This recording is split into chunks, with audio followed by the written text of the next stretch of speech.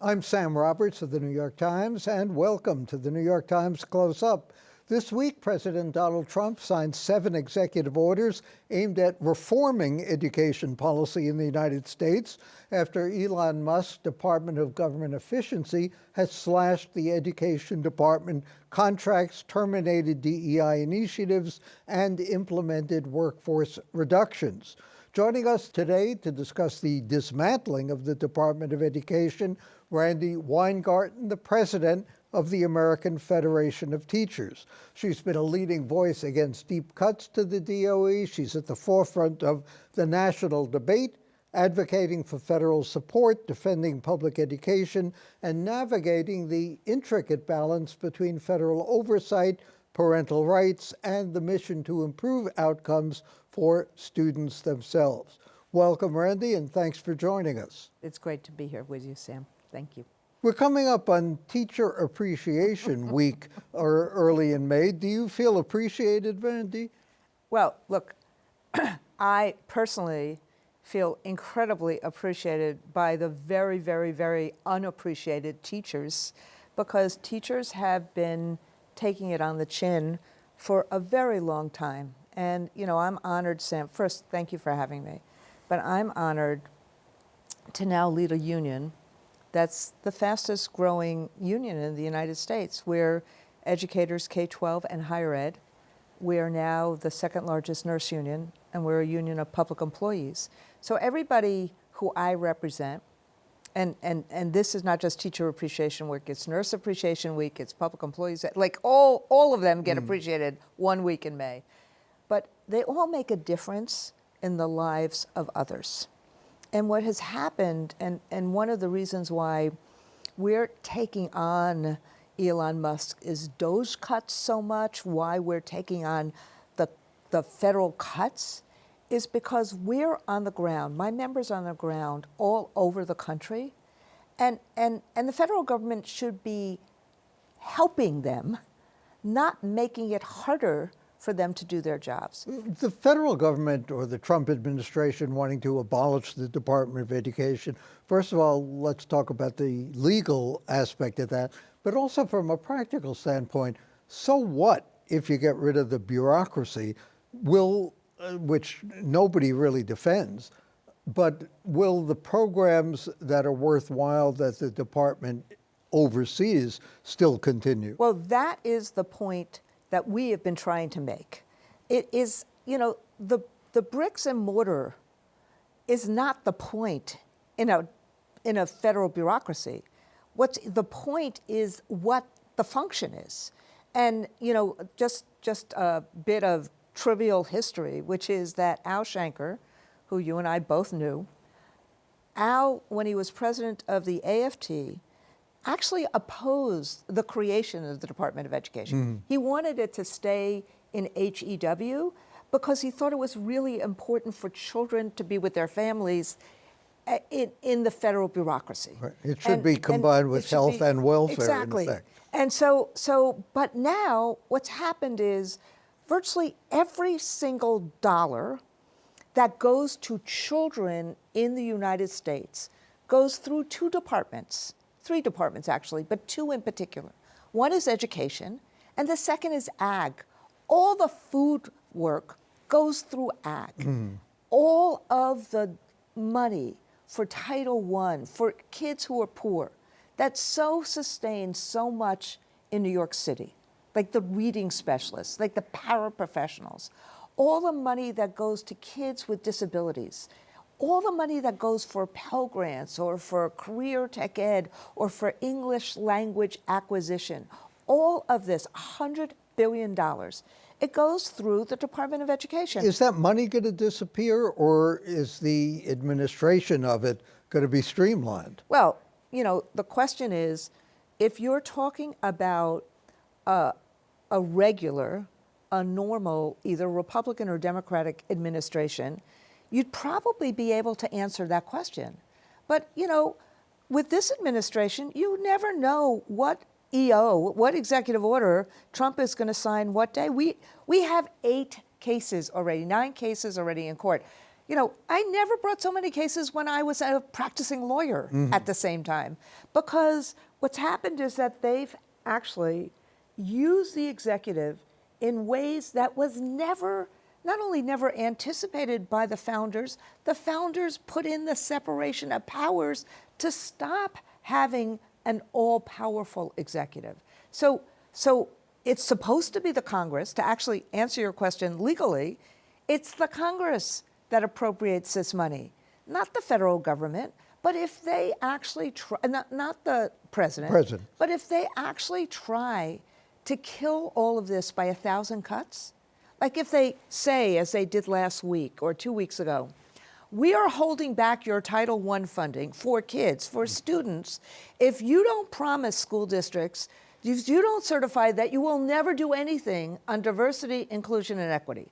First, that's erasing the 21st century, and it's erasing the civil rights laws. But secondly, what does that mean in terms of all the Title I money that New York City gets?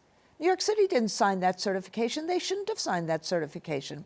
And what is it that the administration is actually trying to change? If you teach, take my subject area, history. If you teach Jim Crow, and if you say slavery happened in the United States, and then it was stopped in the Civil War, but there was the effects of slavery for generations, Jim Crow, that could be not allowed under Linda McMahon's Dear Colleagues letter.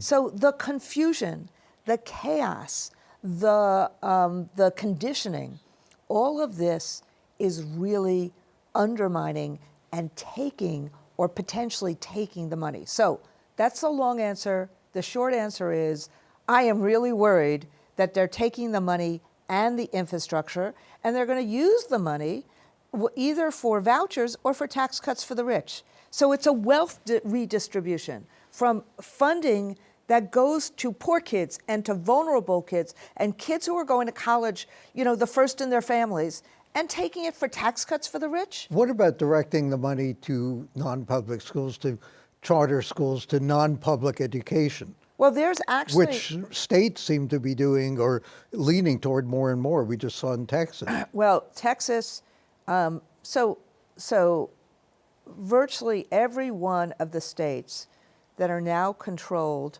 by a Republican governor and a Republican legislature are doing a funding shift of taking money that goes to public school students and moving it to private schools.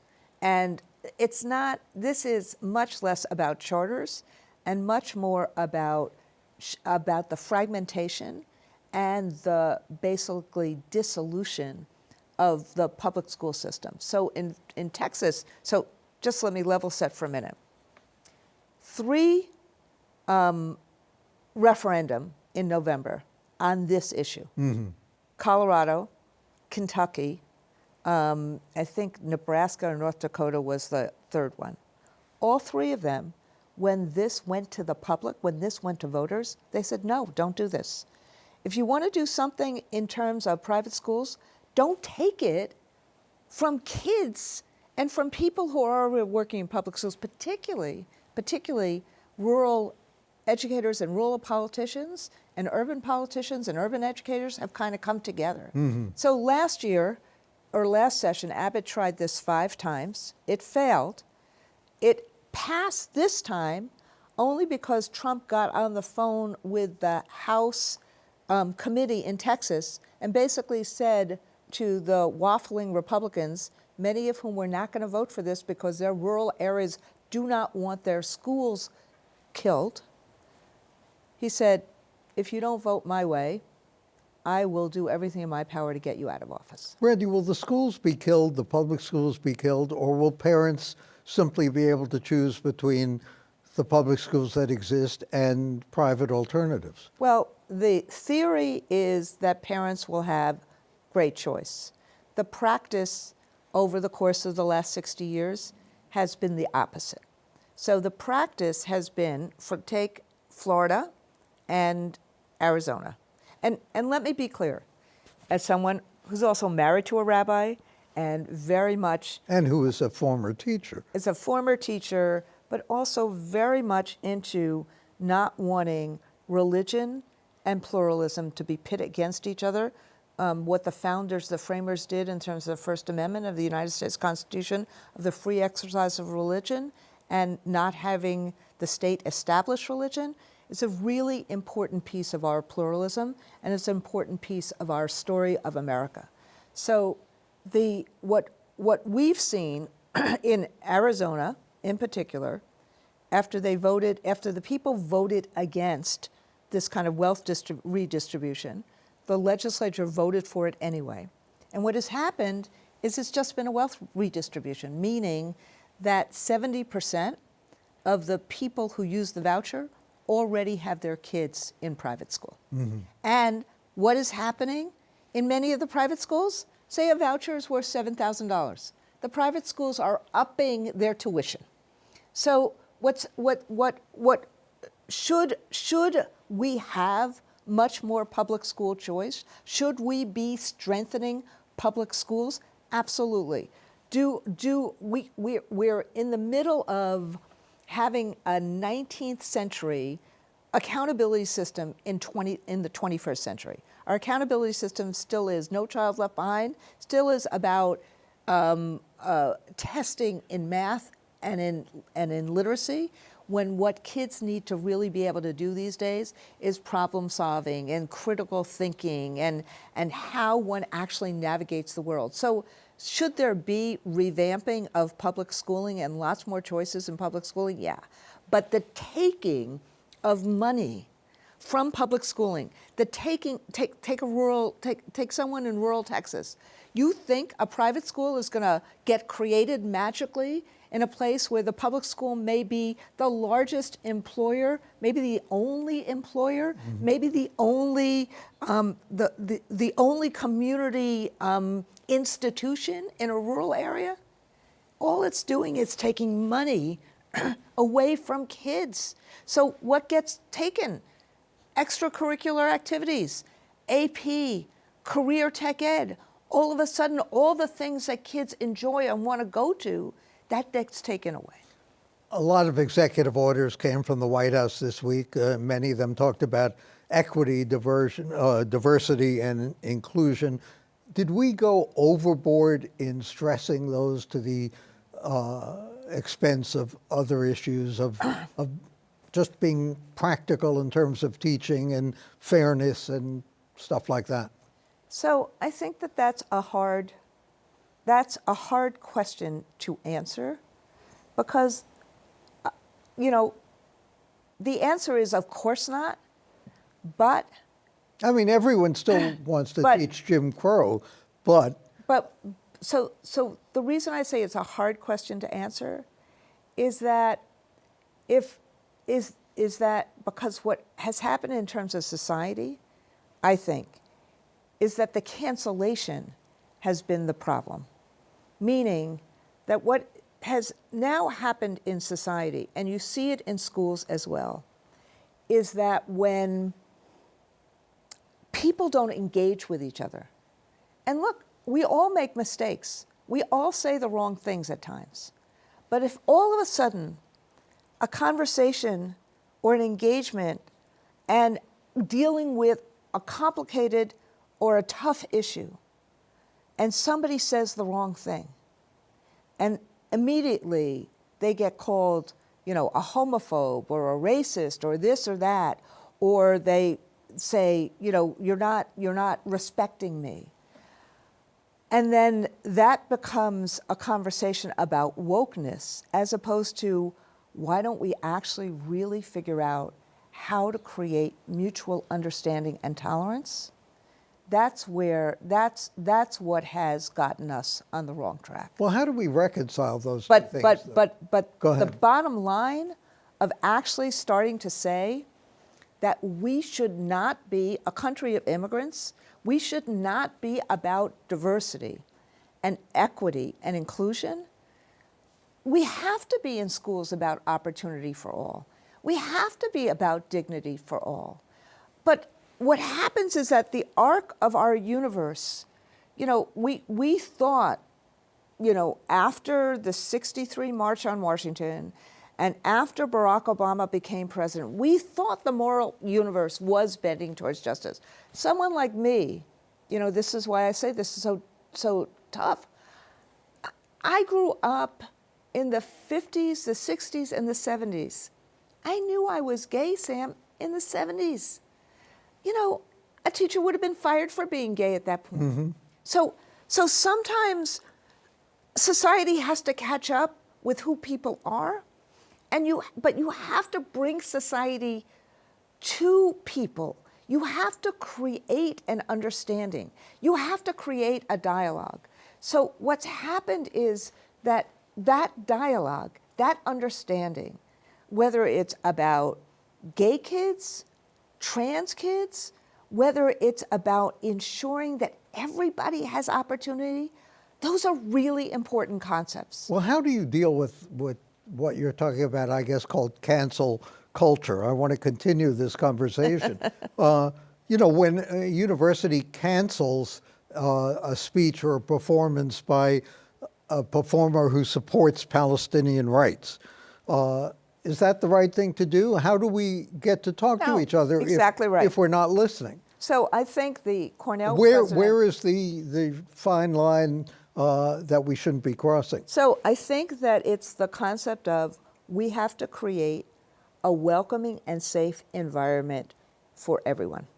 Now, I'm not saying that that's easy, but people have to see that their lived experience is respected, and they have to respect everybody else's lived experience.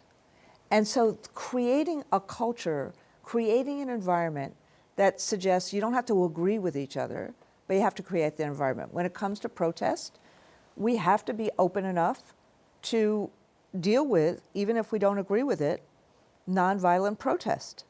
But that means a university should not be shutting down a speech. Like somebody might say, I want to boycott a speech, or and I thought the Cornell president did an op-ed in the New York Times that was really very good about this. Mm-hmm.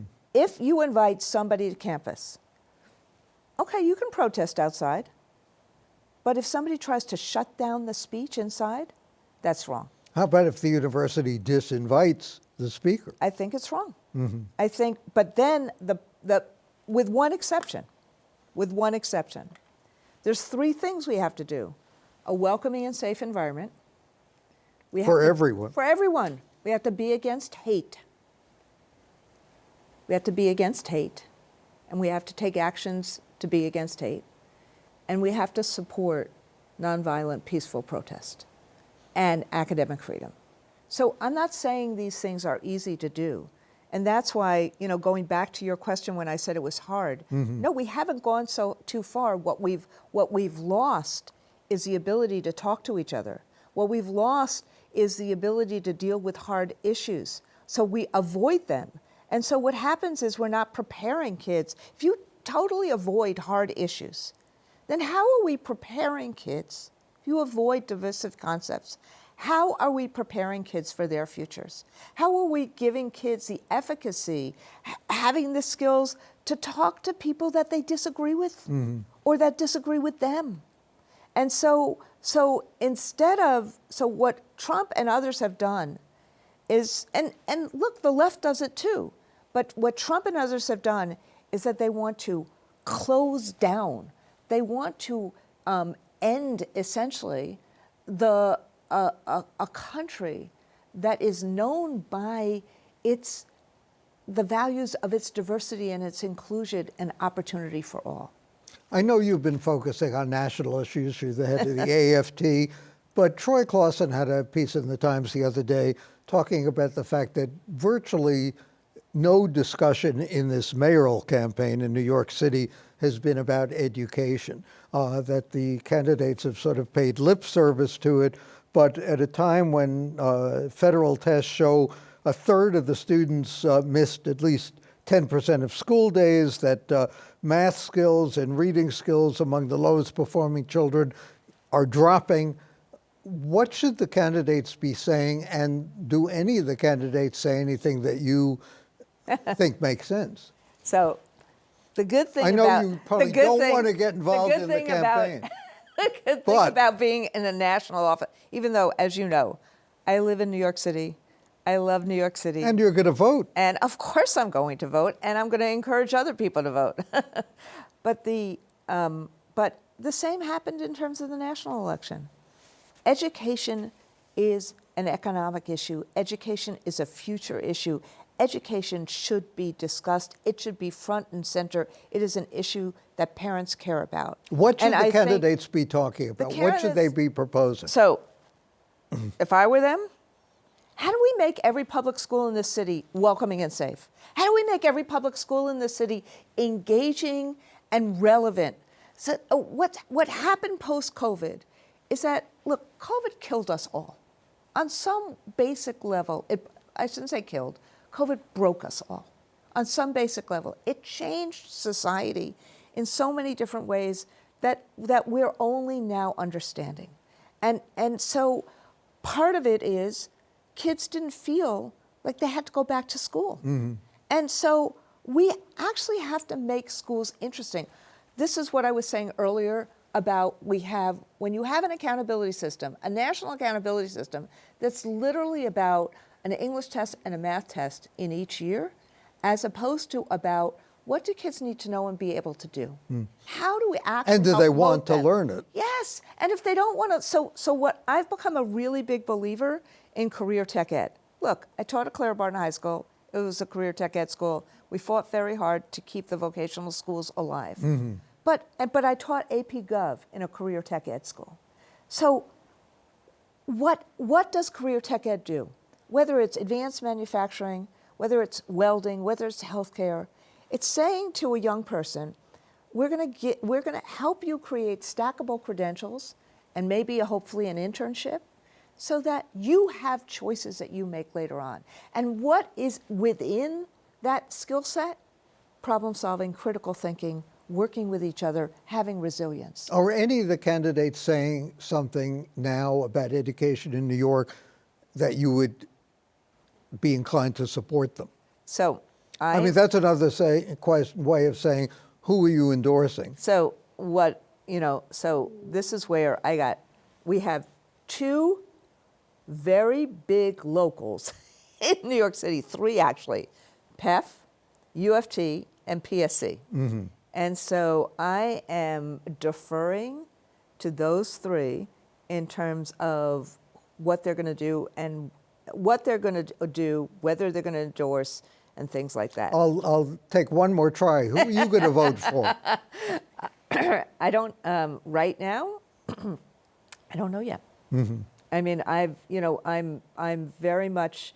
I think your point about how people are not talking about schools in a way other than saying, public schools are important, and a bunch of them are saying that, but part of this is. And the irony, Sam, is there's mayoral control. So this is something that they should really care about. But what we're seeing around the country, look, the NAEP scores in Florida. And Florida is the kind of king of school choice. The NAEP scores